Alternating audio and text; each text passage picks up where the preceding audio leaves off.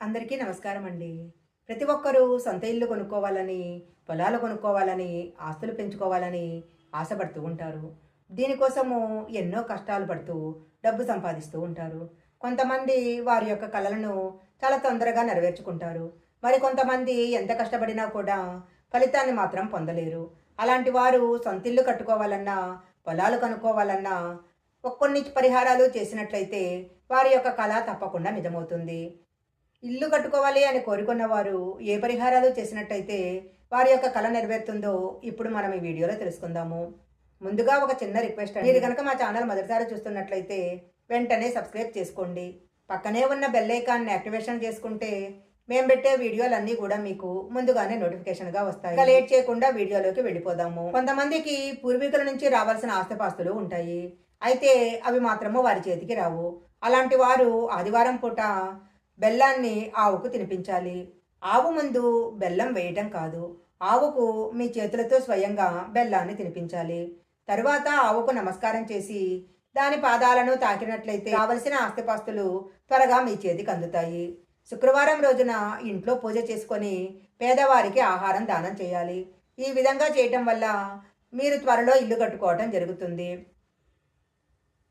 ఏదైనా కొండ మీద ఉన్న గుడికి వెళ్ళినప్పుడు సొంతింటి కళ నెరవేరాలని భగవంతునికి నమస్కారం చేసి దేవాలయం సమీపంలో ఉన్న రాళ్లను ఒకదాని మీద ఒకటి పేర్చి దేవుడికి మొక్కుకుంటే చాలు. త్వరలోనే సొంతిల్లు కట్టుకోవాలన్న మీ కోరిక తప్పకుండా నెరవేరుతుంది.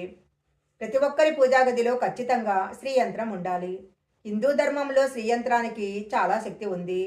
ఏ ఇంట్లో అయితే శ్రీచక్రం ఉంటుందో ఆ ఇంట్లో ఎలాంటి కష్టాలు ఉండవు. పూజాగదిలో శ్రీయంత్రం ఉన్నట్లయితే ఆ ఇంట్లో ముక్కోటి దేవతలు నివసిస్తారు. చాలామందికి ఇంటి స్థలం ఉన్నా ఇల్లు కట్టుకోవటానికి డబ్బు ఉండదు. అలాంటి వారు శుక్రవారం రోజున మట్టితో తయారు చేసిన ఒక నీటి కుండను తెచ్చుకొని దాన్ని ఇంటికి ఈశాన్య దిశలో ఉంచాలి. అలా చేస్తే ఇంటికి డబ్బు ప్రవాహంలా వస్తుంది. త్వరలో ఇంటి కల నెరవేరే అవకాశం ఉంటుంది. ఏదైనా మంగళవారం రోజున హనుమంతుని పటం ముందు నెయ్యి దీపం వెలిగించి ఇంట్లో పూజ చేసుకున్న తర్వాత ఒక 1/2 కేజీ బెల్లం తీసుకొని దాన్ని ఇంటి ముందు గొయ్యి తీసి అందులో పాతి పెట్టాలి. ఇంటి ముందు మట్టి లేకపోయినట్లయితే పూలకండీలో ఉన్న మట్టి అయినా తీసి బెల్లాన్ని అందులో పెట్టాలి.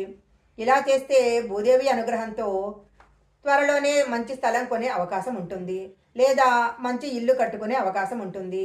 ఏదైనా గుడికి వెళ్ళినప్పుడు ఒక 5 నిమ్మకాయలు కూడా తీసుకొని వెళ్ళాలి. ఈ నిమ్మకాయలను గుడిలో దేవుని దగ్గర పెట్టి పూజ చేయించి తర్వాత ఆ నిమ్మకాయలను ఇంటికి తీసుకొచ్చి ఇంటి ముందు కట్టాలి. ఇలా చేస్తే ఇంట్లో ఏ సమస్యలు ఉండవు. ఇంటిపైన ఉన్న నరదృష్టి తొలగిపోతుంది. ఎలాంటి దుష్టశక్తులు ఇంట్లో ప్రవేశించవు. ఇంట్లో ఉన్న నెగటివ్ ఎనర్జీ తొలగిపోయి పాజిటివ్ ఎనర్జీ పెంపొందుతుంది. ఇంటి ముందుకు పక్షులు గనక వచ్చినట్లయితే వాటికి బియ్యపు గింజలు వేయాలి. ఇలా చేస్తే ఇంటిపైన దేవతల యొక్క అనుగ్రహం ఉంటుంది. ఇంట్లో గనక నల్లచెమలు కనిపించినట్లయితే త్వరలోనే ఇంటికి ఐశ్వర్యం వస్తుందని సంకేతము. త్వరలోనే మీరు ధనవంతులు కాబోతున్నారని అర్థము. ఇలా కనిపించిన నల్లచెమలకు ఏదైనా ఆహారం తినిపించాలి. ఒకవేళ ఇంట్లో ఎర్రచెమలు కనుక కనిపిస్తే త్వరలో మీకు ధననష్టం కలుగుతుందని అర్థము. ప్రతి సోమవారము జాజిపూలతో పరమేశ్వరుడిని పూజిస్తే గృహయోగం ప్రాప్తిస్తుంది. జాజిపూలతో పరమేశ్వరుని పూజిస్తే ఇంటికి అష్టైశ్వర్యాలు లభిస్తాయి.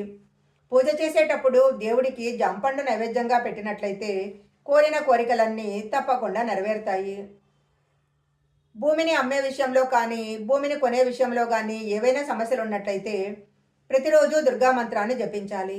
ఇలా చేయటం వల్ల ఆస్తికి సంబంధించిన వివాదాలు ముగిసిపోతాయి. పూజా గదిలో తప్పనిసరిగా గోమాత విగ్రహం ఉండాలి. గోమాతలో ముక్కోటి దేవతలు నివసిస్తూ ఉంటారు. ప్రతిరోజు గోమాతను పూజించినట్లయితే ముక్కోటి దేవతల యొక్క అనుగ్రహము మీ మీద తప్పకుండా ఉంటుంది.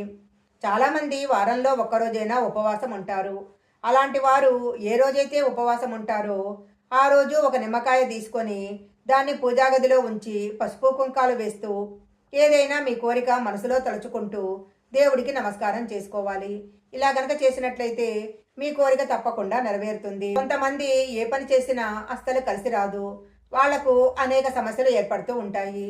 అలాంటి వారు ఒక గిన్నెలో రాళ్ల ఉప్పు వేసి దాని మీద ఒక నిమ్మకాయ ఉంచి ఇంట్లో ఏదైనా ఒక మూల ఉంచాలి. ఇలా చేస్తే ఇంట్లో ఏ కష్టాలు లేకుండా ఉంటాయి. బ్రహ్మముహూర్తానికి చాలా ప్రాధాన్యత ఉంది. బ్రహ్మముహూర్తంలో ఎవరైనా బ్రహ్మముహూర్తంలో ఎవరికైనా సడన్గా మెలకు వచ్చినట్లయితే వారు చాలా అదృష్టవంతులని, త్వరలో ధనవంతులు కాబోతున్నారని అర్థము. బ్రహ్మముహూర్తంలో మెలకు వచ్చినట్లయితే మళ్ళీ పడుకోకూడదు. వెంటనే లేచి భగవన్నామ స్మరణ చేసుకోవాలి. బ్రహ్మముహూర్తంలో చేసే పూజలకు కానీ ఏదైనా పనులకు కానీ చాలా ప్రాధాన్యత ఉంది. బ్రహ్మముహూర్తంలో ఏ పనైనా మొదలుపెట్టినట్లయితే తప్పకుండా ఆ పనిలో విజయం లభిస్తుంది. అద్దె ఇంట్లో ఉన్నవాళ్ళు కూడా వాస్తు నియమాలను పాటించాలి. అద్దె ఇంట్లో కనుక వాస్తు నియమాలు పాటించినట్లయితే త్వరలోనే సంతిల్లు కట్టుకోవాలనే కోరిక నెరవేరుతుంది. అద్దె ఇంట్లో ఉన్న తలుపులన్నీ ఎప్పుడూ లోపలి వైపుకు తెరిచేలా ఉండాలి. వెలుతురు ఎక్కువగా ఉండే ఇంటినే ఎంచుకోవాలి. చెప్పుల షాపు దగ్గరలో ఉన్న ఇంటిని అద్దెకు తీసుకున్నట్లయితే బాగా కలిసొస్తుంది. ఇంటి సమీపంలో కానీ ఇంటి ముందు కానీ ఎత్తైన విద్యుత్ స్తంభాలు, పెద్ద పెద్ద చెట్లు ఉండకూడదు. అలా ఉన్న ఇంటిని ఎట్టి పరిస్థితిలో అద్దెకు తీసుకోకూడదు. ఈ వీడియోలో చెప్పిన విధంగా ఈ నియమాలు పాటించినట్లయితే సొంతిల్లు కట్టుకోవాలన్న మీ కోరిక చాలా తొందరలోనే నెరవేరుతుంది. ఈ వీడియో కనుక మీకు నచ్చినట్లయితే లైక్ చేయండి, షేర్ చేయండి. ఇలాంటి మరిన్ని వీడియోల కోసం మా ఛానల్ సబ్స్క్రైబ్ చేసుకోండి. పక్కనే ఉన్న బెల్ ఐకాన్ని యాక్టివేషన్ చేసుకుంటే మేము పెట్టే వీడియోలన్నీ కూడా మీకు ముందుగానే నోటిఫికేషన్గా వస్తాయి.